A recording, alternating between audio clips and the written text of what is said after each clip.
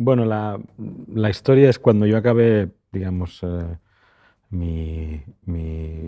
las escuelas, la universidad, etcétera, en Barcelona. Tuve un periodo casi de transición ahí en Barcelona que duró bastante poco, donde yo tenía un estudio donde hacíamos pues un poco desde instalaciones hasta cuestiones multimedia, etcétera. Y por algunas razones, un centro de investigaciones italiano, que era una especie de lugar de residencias para artistas, estaba buscando gente española y entonces de alguna manera les llegó mi nombre y me invitaron a ir a Italia, y yo creo que debía tener alrededor de los 20 años en aquel periodo, a hacer una especie de residencia artística en este lugar al lado de Venecia, que para mí fue un periodo muy importante porque me permitió en cierta medida focalizarme, o poco a poco focalizarme en mi trabajo y cerrarlo en el audiovisual, ¿no? En las películas, ¿no? Ahí, en ese periodo en Italia, que fueron al principio como 2 años de residencia, estuve como bastante concentrado en proyectos que tenían que ver con la crossculturalidad, o sea, con entender las otras culturas, cómo, digamos, documentarlas y sobre todo cómo crear ese tipo de narraciones que existen entre contraculturas, nosotros como occidentales, y qué sucede con las otras culturas y cómo podemos, en cierta medida, recrearlas o sobre todo transmitirlas, ¿no? Entonces, poco a poco empecé a hacer películas que se fueron presentando en festivales, en Venecia, etcétera, y de ahí poco a poco pues ya fui centrando un poco más mi trabajo y focalizándolo más en proyectos audiovisuales que poco a poco también se fueron un poco extendiendo en su formato, ¿no? Yo siempre digo que una de las cosas que, digamos, inicia el proceso creativo, digamos, mi proceso creativo, siempre tiene que ver con una especie de búsqueda de una imagen, ¿no? Una imagen que tengo dentro que reaparece de alguna manera, y casi como a forma de obsesión intento reproducirla o intento buscarla, ¿no? Casi como si fuese un hilo conductor, y que suelen ser imágenes que de alguna manera no sabría cómo definirlas, pero casi son como arquetípicas, y sobre todo un cierto tipo de arquetipo que quizá tiene algo que ver con mi persona, con mi manera de ver el mundo y sobre todo con lo que yo he vivido, ¿no? Entonces poco a poco esas imágenes casi que reaparecen siempre que tengo que empezar como un proyecto, y para mí es esencial un poco verla, y sobre todo que el proceso de investigación me permita poco a poco esclarecerla, ¿no? Entender por qué me interesa, de dónde viene y qué tipo qué tengo que hacer para conseguir esa imagen, ¿eh? Cuando digo imagen no me limito a la imagen en sí, sino a un conjunto, ¿no? de espacios, de vivencias, etc. Y entonces suele ser así, ¿no? En el caso de la Patagonia, tuve esa imagen, ¿no? Una especie de cruce entre lo que podía ser la transhumancia, pero al mismo tiempo también ese paisaje que podía ser casi la transición, que nos podía representar el fin, y que tenía que ver con una imagen bastante clara, que es esa imagen de la Patagonia, donde ves esa población ¿cómo es la palabra ahora? De ovejas, ¿no? El rebaño de ovejas un poco perdido en esas montañas, y el pastor que un poco que las cuida, ¿no? Entonces, de alguna manera, y no sé tampoco de dónde llega esa imagen, pero me persiguió hasta que empecé un poco a calibrar y a imaginar dónde iba a ser, ¿no? Y la Patagonia para mí tenía otra de las cualidades que me interesan de los lugares, y es esa especie de imaginario recreado, ¿no? O sea, que exista ya un cierto tipo de imaginario que tiene que ver en cómo entendemos esos lugares, en cómo entendemos algún tipo de contexto, ¿no? Y la Patagonia tenía esa carga especial, casi mitológica, que me atraía, y sobre todo un poco, al fin y al cabo, esa imagen del fin, ¿no? Que era una imagen que en realidad quería un poco entender de dónde venía y sobre todo capturarla y ver qué tipo de vidas existen ahí, ¿no? En ese extremo, ¿no? Una vez acabé todo el proyecto de la Patagonia, que llevó varios años, varios viajes y también muchos contextos dentro de la Patagonia que me llevaron un poco a definir lo que iba a ser la temática, ¿no? Y produjimos Soledad en el fin del mundo, que es este documental de alrededor de 50 minutos que narra la historia de estos tres personajes que viven en extrema soledad, ¿no? Antes de ahí pues ya tuvimos otro tipo de experiencias en la Patagonia y más o menos calibraron lo que iba a ser la pieza final, ¿no? Soledad. Una vez acabé el proyecto de la Patagonia, en algún modo realicé otro tipo de proyectos que tenían que ver mucho con lo que en aquel momento estaba haciendo. Era un poco toda la parte de dirección creativa, de toda la parte audiovisual de esta revista que se llamaba Colors Magazine en Italia, que un poco financió todos los primeros viajes que yo hice a Patagonia, etc. Y también hice un documental en una favela en Río, que también con un trabajo de investigación sonora y sobre todo con un trabajo de digamos, la cultura musical que existe en las diferentes favelas en Río y sobre todo en esta Rosiña, que es donde yo estuve viviendo, ¿no? Y ahí yo noté que de todas formas esta película Rosiña era una cosa aparte, pero que había empezado algo con el proyecto de la Patagonia, con Solitude, que todavía no había contado, ¿no? Y entonces, poco a poco, de repente, ahí en el lugar donde yo estaba en residencia en fábrica, conocí a la que iba a ser luego mi mujer, Saudat, que ella venía de Uzbekistán y ella estaba trabajando sobre un corto de ficción en el Mar de Aral. Y entonces, un poco intentando ayudarla también a realizar ese corto de ficción, entendí que ahí en esos paisajes, en esos lugares, había otra historia que contar y posiblemente había esa especie de hilo, o el hilo que yo había empezado en la Patagonia estaba un poco en continuidad y me fascinó la idea de que ese era el único desierto creado por el hombre, ¿no? Que podía ser también una continuidad de ese fin, ¿no? Un fin quizá impuesto o un fin quizá forzado por ese exceso durante el periodo soviético del abuso y el uso de todos los afluentes y fluviales que llegan al mar y que lleva y crea estos paisajes o estos lugares, estas viejas ciudades en la costa del Mar de Aral que se convierten en estos desiertos y que recreaba también un poco esa imagen de ese fin, ¿no? De ese fin casi forzado, ¿no? Y entonces de ahí también, de nuevo, esa imagen y esa búsqueda de retratarla y de reencontrarla, ¿no? Y cuando acabamos estos dos proyectos, o sea, Patagonia y Aral, sentía como que había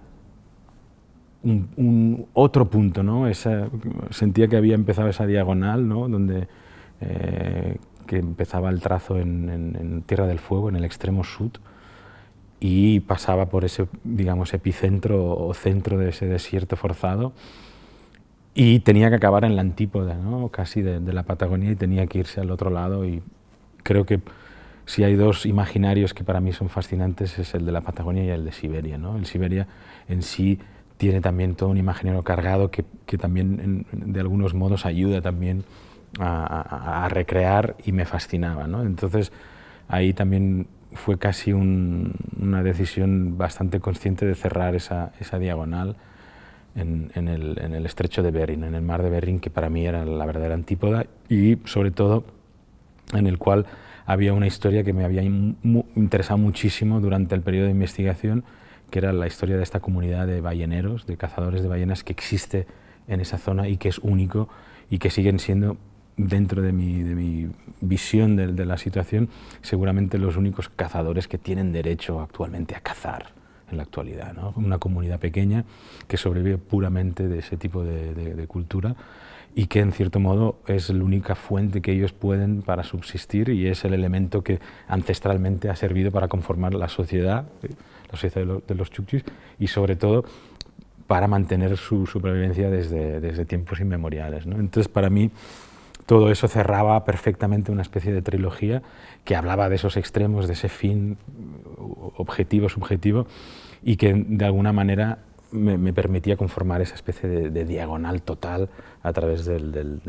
planeta, ¿no? A medida que empecé a trabajar, ¿no? con el documentario, sobre todo después del primer corto, Afterwards, y sobre todo el proyecto de la Patagonia, que en cierto modo casi sirvió para setear, para organizar el modus operandi, mi manera de trabajar. Y yo creo que como primera experiencia fue bastante radical y bastante importante, porque de repente salir de mi contexto, ¿no? Mi primer corto que realizamos en conjunto con Gianfranco Rossi y Jean-Sébastien Lallemand en la Toscana, en Italia, en sí me sirvió para crear esa manera de trabajar, la idea de la inmersión total, la idea de un poco perder el contexto y centrarse en la vivencia total en el lugar, ¿no? Ahí rodamos en un viejo hospital psiquiátrico, nos encerramos durante casi un mes dentro, vivimos en él, captamos un poco todo tipo de energías que existían en ese espacio para un poco contener y sobre todo para transmitir toda esa experiencia, ¿no? Casi fue una experiencia importantísima, ¿no? Para delimitar el inicio de mi carrera. Y luego ese viaje a la Patagonia, donde realmente ahí sí que me transporto físicamente a otro contexto y un poco, de nuevo, con esa idea de la inmersión total, intento hacer que mi cuerpo se convierta casi en un canal, ¿no? De contacto directo con el paisaje, con esas comunidades y con la gente, y un poco empiezo a entender esa manera que me interesa a mí, que es más la idea de perderse, ¿no? De convertirse casi en un elemento invisible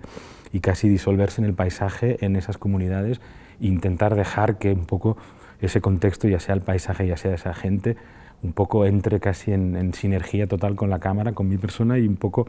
yo consiga de alguna manera casi a modo de exorcitar un poco esa realidad y sobre todo de conseguir esas historias, esas verdades que están un poco a veces escondidas, ¿no? Y entonces, durante ese periodo en la Patagonia, evidentemente, había mucho material que nunca conseguimos incorporar en la película y sobre todo había muchos lugares que en sí para mí formaban parte ya de un universo, ¿no? O sea, cómo captar en algunos casos ese tipo de paisaje y esos lugares que tenían en sí una magia, un magnetismo increíble, que de alguna manera podían o no podían, digamos, conformar la hora final, ¿no? Y entonces filmé tantísimo, estuve filmando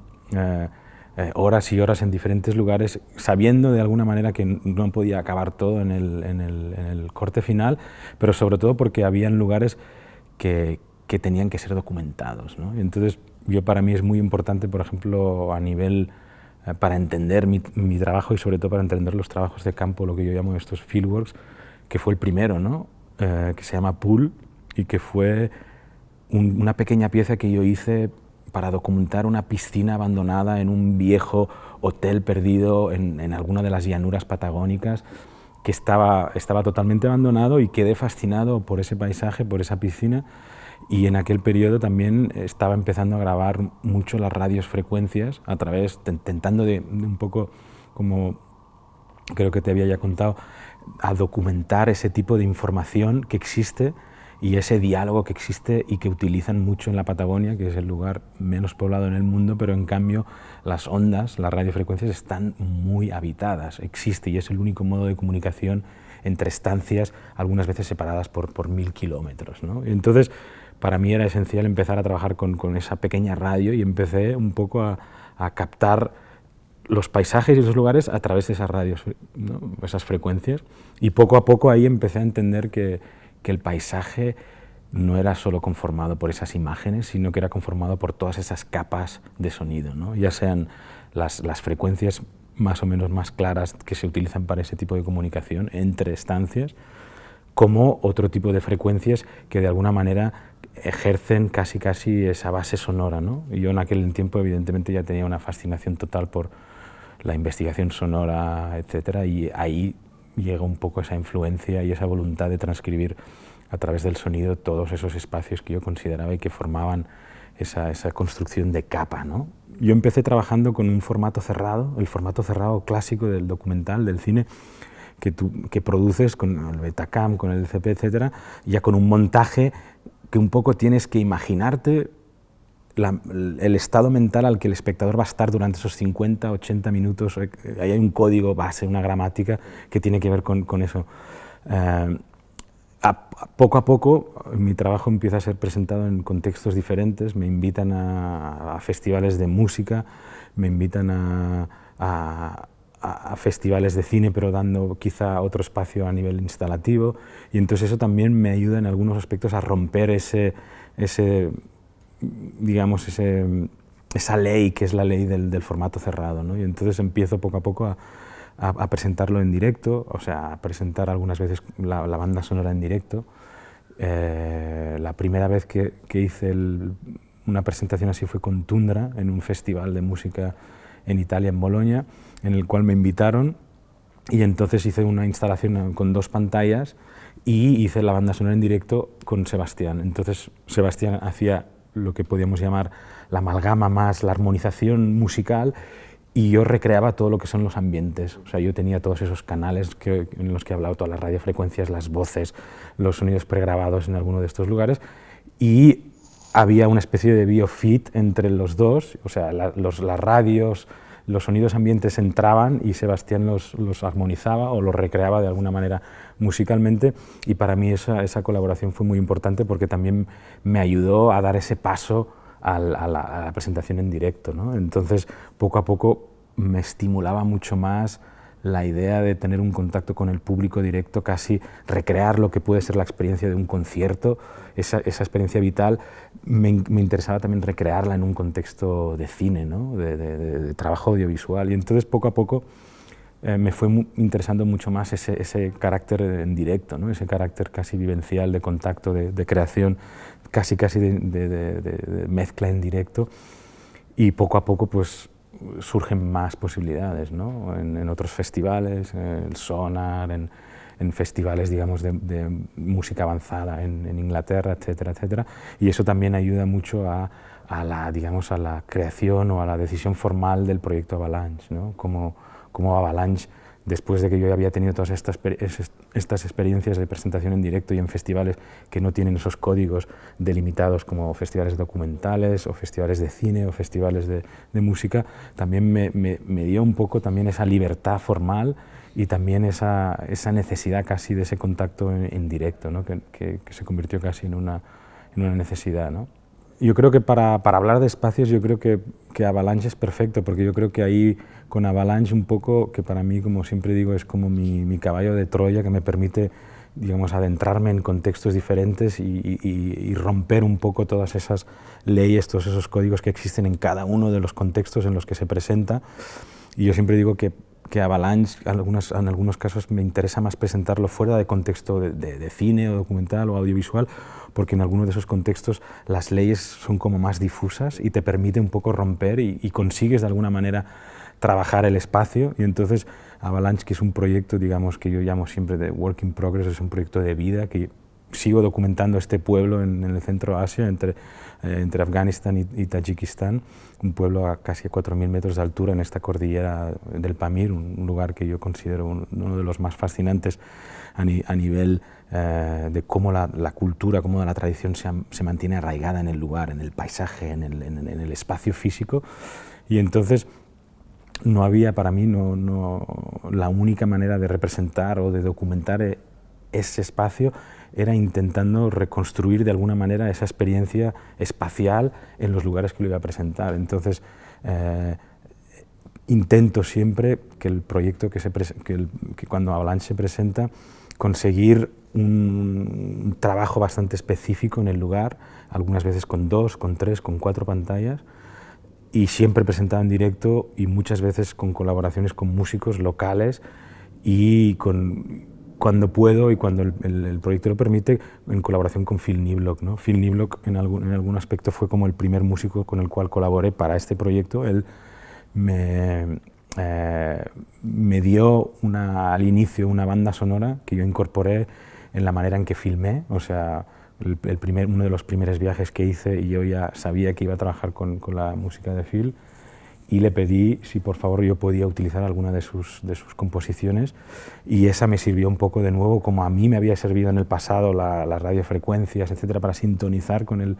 paisaje de alguna manera intuitiva, y no sabría decirte muy bien por qué, supe que el trabajo de Niblock tenía mucho que ver con ese paisaje, ¿no? Esa estratificación de cultura, de pasado, y al mismo tiempo la música de Phil, esa creación casi sonora de drone, esa amalgama de tonos que recrean, digamos, la fuerza sonora del trabajo de Phil Niblock, para mí tenía como una relación directa con esos paisajes, y le pedí, evidentemente él aceptó, y parte de esos paisajes los filmé sintonizado un poco a esa música, ¿no? Y muchas veces lo hemos presentado juntos siempre que ha habido la ocasión, ¿no? La primera vez en el Sonar, recientemente en Singapur, etc. Y hay siempre una manera también de sobre el azar, ¿no? Como me interesa también esa idea de colaborar con una persona como Phil, que quizá es un mentor, un amigo, pero al mismo tiempo también es una generación mucho anterior a mí, ¿no? Yo a un cierto momento en mi carrera decidí que iba a intentar colaborar siempre con esos portadores de mi propio DNA, ¿no? Gente que me ha construido de alguna manera, ¿no? Phil, en este caso Chris Watson para el proyecto de los elefantes, y siempre esa búsqueda de esas personas que de alguna manera son mi DNA, ¿no? De alguna manera, y eso era como una necesidad. Pues en realidad la instalación que hemos preparado para Nave Cero, que nace de la colaboración entre el festival, entre vosotros, Documenta Madrid y Profundidad de Campo, era una voluntad de hacer un pequeño viaje a través de sobre todo de la trilogía, un poco de toda la obra que tiene que ver mucho con la trilogía, que es, digamos, una masa importante de mi trabajo, y sobre todo la presentación de esas tres piezas, esos tres documentales que son Soledad, Aral y Cazadores, y luego sobre todo encontrar esa manera de expandir ese trabajo con los trabajos de campo para la Patagonia, Aral y Siberia, ¿no? Entonces, un poco la construcción del espacio para mí era muy importante que en el espacio central uno pudiese tener la experiencia de la trilogía total, o sea, que pudiese, si quiere, pasarse 150 minutos haciendo esa diagonal, pero también al mismo tiempo que le podía distraer, ¿no? Y abrir otro tipo de ventanas detrás que permitiesen al espectador en algunos casos perderse y que de algún modo u otro tenían una relación directa, ¿no? O sea, el modo en que los ciclos están creados, al inicio de la jornada hay una relación casi directa entre lo que tú ves del documental y los fieldworks, las imágenes que ves en la Patagonia en la película, y luego cómo el paisaje patagónico está, digamos, capturado en los fieldworks, que permiten al espectador a tener esa continuidad, y luego otra pantalla, quizá un poco más escondida, pero que sirve de nuevo como otra ventana para ese tipo, otro paisaje, que contiene una serie de trabajos de campo reciente, ¿no? Algunas piezas cortas que tienen mucho que ver de nuevo con esa voluntad de capturar el espacio, ¿no? Entonces hay los últimos trabajos como Buca, Faro, y un proyecto de comisión como Torino, que es una especie de naturaleza muerta de la ciudad. Y luego también una serie de trabajos de campo que yo llamo de la serie de Azán, digamos el canto o la llamada islámica en diferentes lugares en el mundo, que es evidentemente un evento que a mí me fascina y que ahí donde voy intento siempre capturarlo, filmarlo en diferentes regiones. Entonces, la oportunidad, me interesaba mucho que esa pantalla, que esa ventana que habíamos puesto, digamos, en la parte posterior del espacio Nave Cero, sirviese también como una especie de llamada, ¿no? Ya sea a través de un faro, ya sea a través de esa cueva, ya sea a través de la llamada pura del canto islámico, que evidentemente el espectador tiene que ir descubriendo y oír en auriculares para mantener un poco la privacidad del espacio sonoro de la trilogía, ¿no? Pero para un poco cerrar la historia, un poco quería que la Nave Cero tuviese esas pantallas, esas ventanas que abriesen ese mundo y permitiese al espectador a deambular y a dejarse entrar por esas ventanas, ¿no? Para cerrar un poco la presentación que tuvimos el viernes, o sea, la presentación de Mutía, que es una pieza sonora, es un disco que acaba de salir ahora